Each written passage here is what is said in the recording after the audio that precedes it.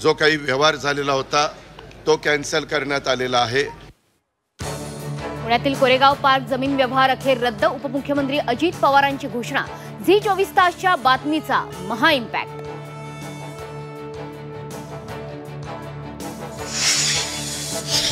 पुणे जमीन व्यवहारात ज्यांनी सही केली त्यांच्यावर गुन्हा दाखल। कारवाईबाबत महसूल मंत्री बावनकुळेंनी दिली माहिती। पार्थ पवारांच्या प्रश्नावर अजित पवारांचं उत्तर।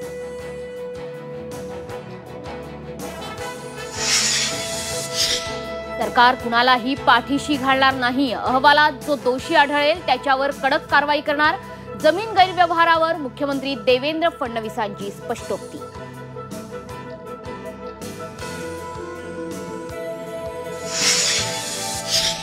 पार्थ पवारांनी केलेला गैरव्यवहार फक्त नमुना। भूखंड लाटणारं खरं विद्यापीठ। गिरीश महाजन, माजी खासदार उन्मेष पाटलांचा आरोप। आमदार मंगेश चव्हाणांवरही साधला निशाणा।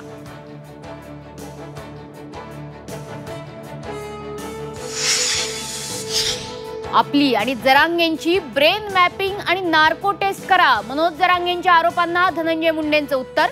खोटे आरोप महागात पडतील, मुंडेंचा इशारा। तर नार्को सहित सीबीआय चौकशीलाही तयार, जरांगेंचं प्रत्युत्तर।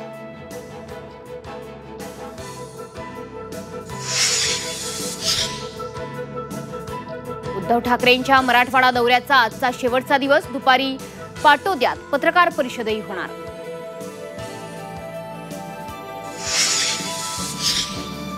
सिंधुदुर्गात नगरपालिका निवडणुकीसाठी दोन्ही शिवसेना एकत्र येण्याची शक्यता। राणे कुटुंबाचं वर्चस्व मोडून काढण्यासाठी नव्या समीकरणाचे संकेत। स्थानिक नेत्यांनी वरिष्ठांना प्रस्ताव पाठवला।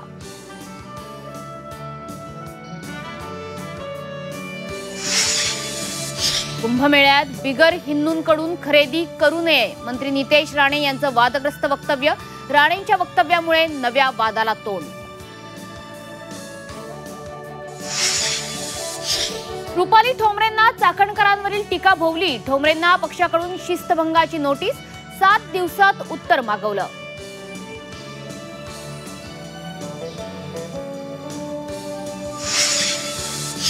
बाबा सिद्दीकी हत्या प्रकरणाच्या तपासासाठी एसआयटी नेमा। बाबा सिद्दीकींच्या पत्नीची मागणी। मुंबई हायकोर्टात याचिका दाखल।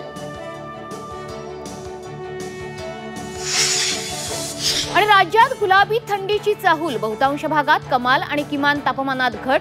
15 नोव्हेंबर नंतर संपूर्ण राज्यात थंडीचा जोर वाढणार।